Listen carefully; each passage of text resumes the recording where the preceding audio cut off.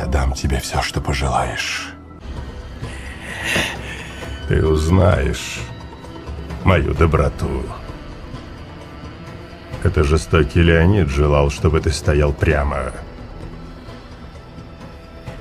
С меня довольно и того, чтоб ты встал на колени.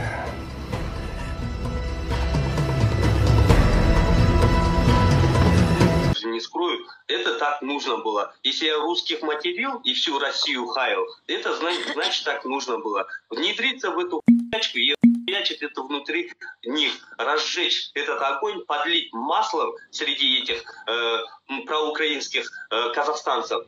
И чтобы это распалась их команда. И я думаю, на сегодняшний день, что я хоть и один не буду хвастаться, я разжечил эту команду. Раньше это была одна большая группировка, секта.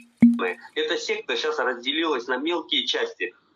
Если так разобраться, Тима стал один, Айгуля сама стала, Аргыга сама ведет. Это Веласка, отдельно Иглик, отдельно это Есен и вот эти Бекалаш, они вообще сами стали, они вообще уже начали не разговаривать. Бекалаш еще общается, да, он где-то за правильные вещи говорит, ну где-то он добавляет, да, разговора нет. Ну главное, что я добился много чего. А вы сами что-нибудь сделали, Артем, на сегодня?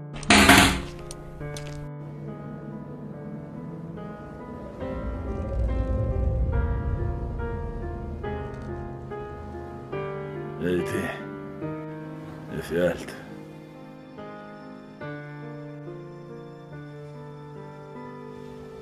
Вечных тебе мучений.